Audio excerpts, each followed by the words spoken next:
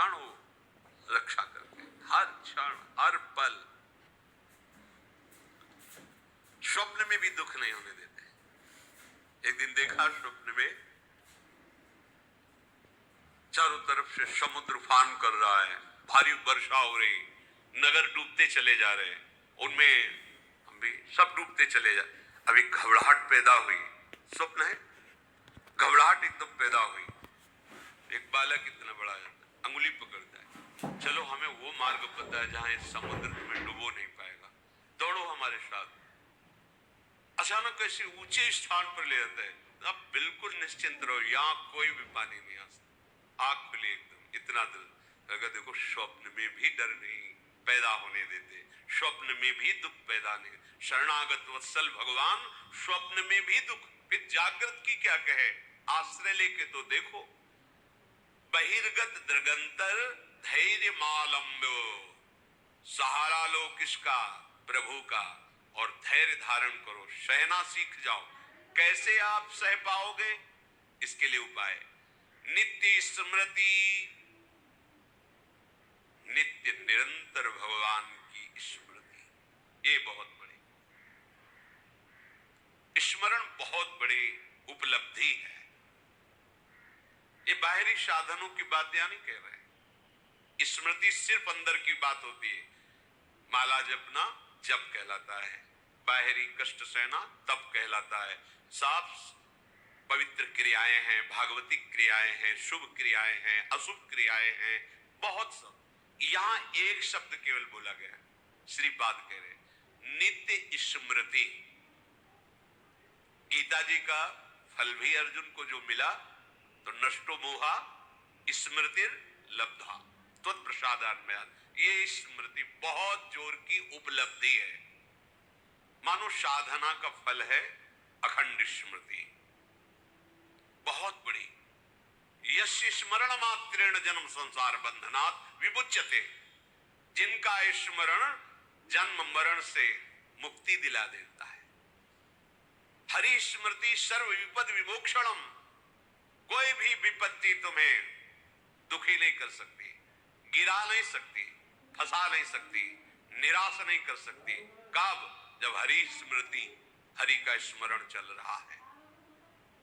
और अगर हरि का स्मरण नहीं, तो कोई भी संपत्ति तुम्हें सुखी नहीं कर सकती। शंकर सहस विष्णु अज तो ही सकहि न राखि राम कर द्रोही, का हनुमंत विपति प्रभु सोई, जब तो सुमिरन भजन न होई। स्मृति रात दिन अपनी प्यारी जो प्यारे जो के नाम की स्मृति, रूप की स्मृति, लीला गुण की स्मृति, धाम की स्मृति, भगवत प्रेमी महात्माओं की स्मृति। जिनको नाम लेत दुख छूटत, सुख लूटत तिन संगति। जिनको नाम लेत दुख छूटत, सारे विघ्नों का नाश करने में समर्थ है प्रभु और प्रभु के प्रेमी जनों की स्मृति, नित्य स्मृति। इस पर ध्यान दो, यही तुमको सब सामर्थ्य देगी सहने की। हर समय मधुर मधुर स्मृति। नाम कितना मीठा, कितना रसमय, कितना सहज सरल, राधा राधा राधा। देखो जबकि कैसी अनुपम सामर्थ्य आपके हृदय में आती है। और ये केवल भावुकता का निर्णय नहीं है। पूज्य राधा बाबा महाराज ऐसे संत जो शास्त्र के एक अक्षर की भी कभी अवहेलना नहीं, एक अक्षर, पूरा श्लोक या शब्द तो बात जाने दो, शास्त्र प्रमाण से जो अपने जीवन को बांध के रखे, वो महापुरुष। संन्यास से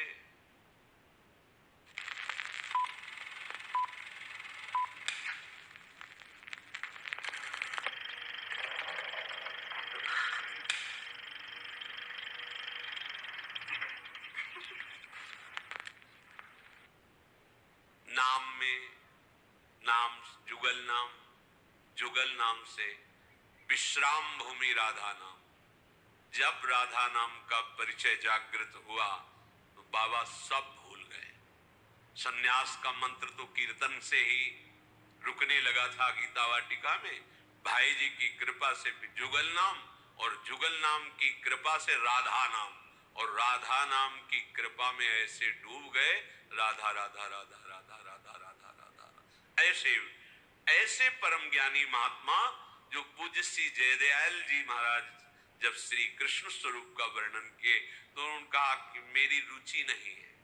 क्यों?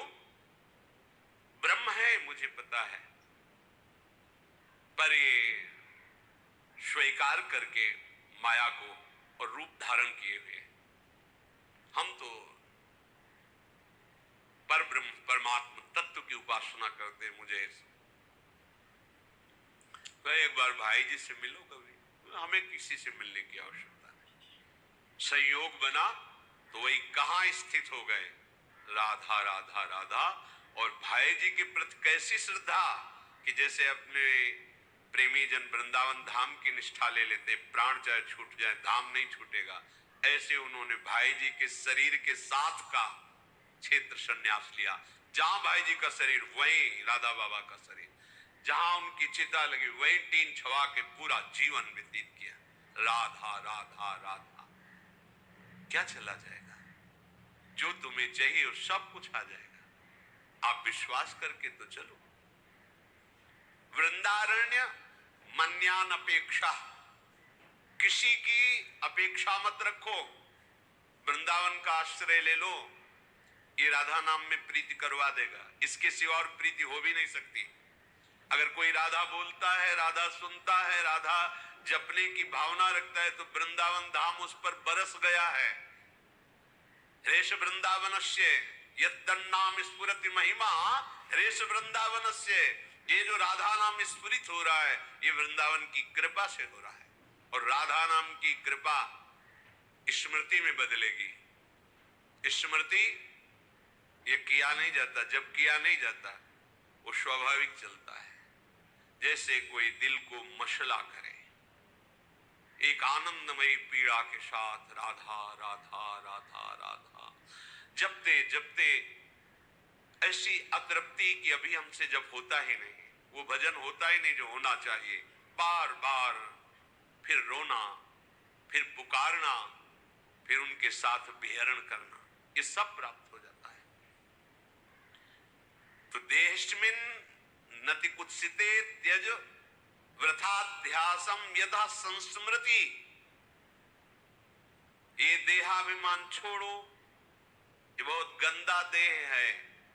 भगवत प्राप्ति कर लो तो धन्य, और नहीं तो किसी काम का नहीं।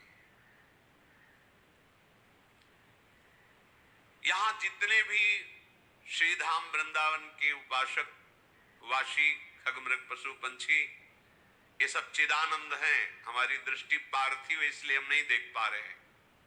घोरा चिंते चिदघनम निज बभु सर्वंच वृंदावने।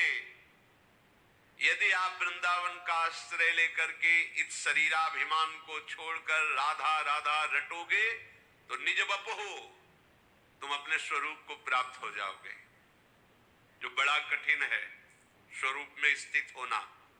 घोरा संत विपत्ति कोटय ही तुम याहिनो विक्रिया।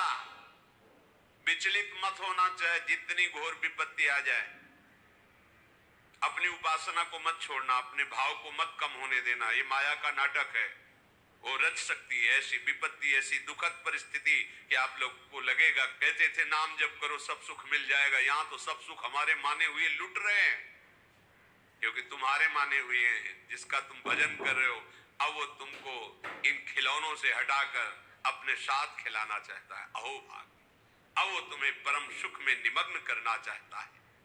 तुम किसी भी विकार से विचलित मत होना, किसी भी विपत्ति से, चाहे कोटय करोड़ों विपत्ति आ जाए, विचलित मत होना। मारब्ध क्षय मावसई तदथ तन्नाथो सदा खेलय। तुम्हारे शरीर का रचा हुआ प्रारब्ध नाश हो रहा है। अब तुम्हारा वो शरीर तुम्हें अनुभव में आएगा जिसके तन्नाथो सदा खेले, अपने नाथ श्यामा श्याम के साथ सदा रहने को मिलेगा, खेलने को मिलेगा। उनके साथ हर क्षण हमारा व्यतीत होगा। सोचो कितना बड़ा लाभ हमें अपने प्राणाराध्य श्यामा श्याम के साथ रहने को मिलेगा। उनका उच्छिष्टामृत पान करते हुए उनकी लीला में महासुख में निमग्न। ये जब तक देह भाव है तब तक केवल सद असद क्रियाएं होती रहती है। ध्यान देना हमारी बात पर। उसे ब्रह्मानुभूति या भगवदानंद की छाया भी अनुभव में नहीं आएगी। यह अध्यात्म है, ये बुद्धि की धरा से नहीं, ये बुद्धि के लय होने पर होती है। और जितना ऐसा बुद्धि की ही ये चालबाजी है, जब तक हमारी बुद्धि तत्व में लय नहीं हो जाती, ब्रह्म में नहीं हो जाती, भगवत में नहीं हो जाती, तब तक विशुद्ध ज्ञान, परम शांति, परम सुख, परमानंद, ये सब केवल बातों में रहता है, अनुभूति में नहीं आता। इसलिए आदेश करते हैं, यदि तुम्हें सत्संग मिला है तो कम से कम थोड़ा तो विचार करना शुरू करो कि ये शरीर मैं नहीं हूं। ये हमें शरीर सेवा के लिए मिला हुआ है, बिल्कुल परम सत्य बात है। ऐसी कमाई करो अच्छे कर्मों की और उनको प्रभु में समर्पित कर दो। ऐसा संकल्प करो जगत मंगल के लिए, भगवत सेवा के लिए, और उसको प्रभु को समर्पित कर दो।